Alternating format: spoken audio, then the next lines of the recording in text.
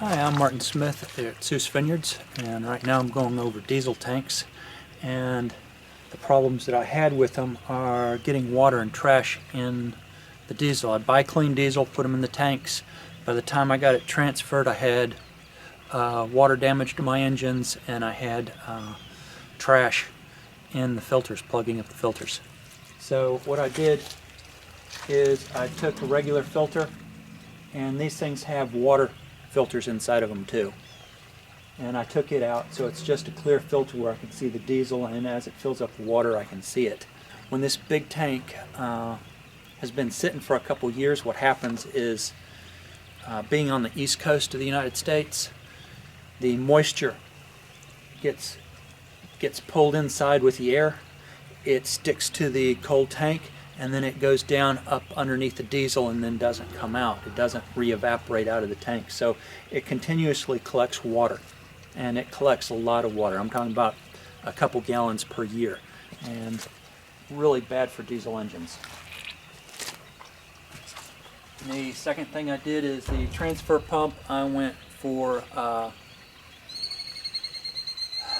the AC, 120 volt AC transfer pump. That means that it's pretty much a requirement to have 110 volts out here. It can't be pumped with a 12 volt battery. It makes it real hard to steal all my diesel. They can get some, thieves can get stuff out of the big tank, but you know, I may get them on camera, I may not.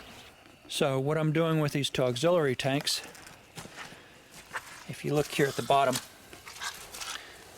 I've got these hoses here, and what this allows me to do is it allows for clear water to come out, and that way I'm not losing any diesel onto the ground when I empty the water out once a year, or once every other year. And what I'm going to do is I'm going to connect these two and put only one valve instead of two on it for the outside valve. So I've got valves, I can't see them clearly. Okay, so up under the tank you can see a valve up under there, and I've got one on the other tank too, and then we have the hose and another valve on the end of the hose. That pretty much guarantees that I'm not losing diesel unless somebody comes out here and purposely sabotages this system. So I'm going to go ahead and hook it up different.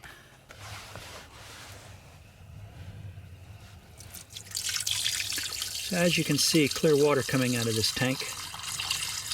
And I'm going to slow it down a little bit just to make sure I don't get any diesel out. And it'll take a while to get it all, the water out.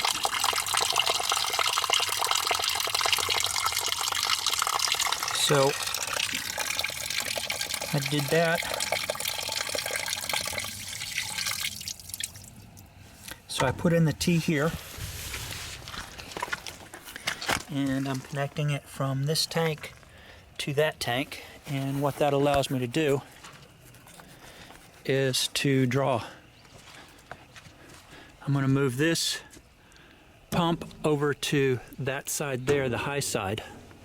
That'll keep all the water down in the lower section, and it will allow me to draw diesel out of both these tanks at the same time and put it up to the top tank. And that's how, after 7 years of trying and retrying, this is where I'm at now. We'll see what happens 20 years from now.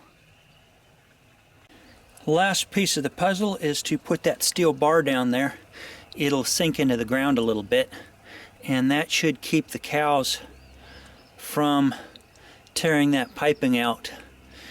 Mostly I'll be keeping the cows out of this pasture, but you never can tell sometimes. And clean up all the trash around it, which apparently I have quite a bit.